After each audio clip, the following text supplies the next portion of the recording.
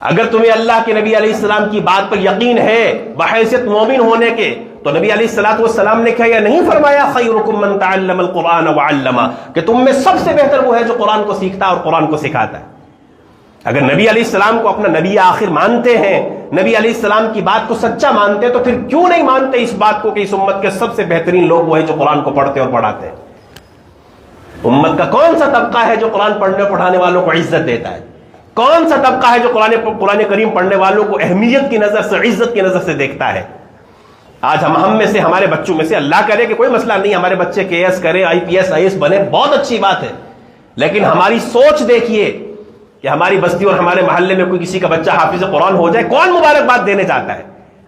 اور کسی کا بچہ KS کر لے تو پورا شہر امڑ جاتا ہے اور سوشل میڈیا برباد ہو جاتی ہے، سوشل میڈیا پر یہ کر لیا اور وہ کر لیا۔ کوئی برائی نہیں ہے، یہ بھی ہمارے ہی بچے، اللہ کرے یہ بھی دنیا کے اعتبار سے آگے بڑھیں، لیکن سوچ تو دیکھیے، اس KS بننے پر، IAS بننے پر کوئی فضیلت نہیں ہے سوائے اس کے کہ دنیا میں آپ کو ایک اچھی نوکری مل جائے گی، اچھی کرسی مل جائے گی، آپ کا فیوچر بہت اچھا ہو جائے گا۔ لیکن قرآن نے آخرت کے اعتبار سے ان لوگوں کو سب سے بہتر کہا جو قرآن پڑھتے اور پڑھاتے ہیں،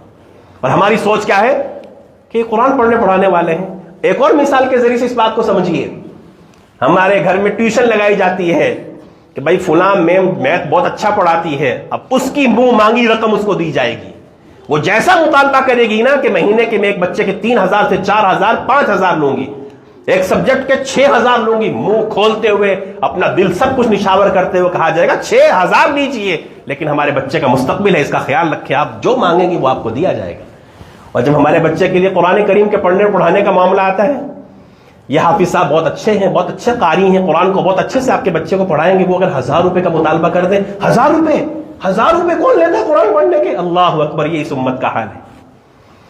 کسی سبجیکٹ کے لیے 6 سے 8000 روپے دینے کے لیے تیار ہے، اور جب قرآن پڑھنے اور پڑھانے کے لیے 1000 روپے کا کوئی مطالبہ کر دیں تو آنکھیں پھٹی کی رہ جاتی ہیں کہ قرآن پڑھنے کا 1000 روپے۔ مرنے کے بعد اس چیز کا احساس ہوگا کہ ہماری جمع پونجی کہاں لگی، ہماری انرجی کہاں ویسٹ ہوئی، اور ہم نے دنیا میں کیا کیا، اور کمانے والے آخرت میں کیا کما کر کے لے جائیں گے، لیکن وہاں پر جانے کے بعد احساس ہوگا تو کوئی فائدہ نہیں ہے۔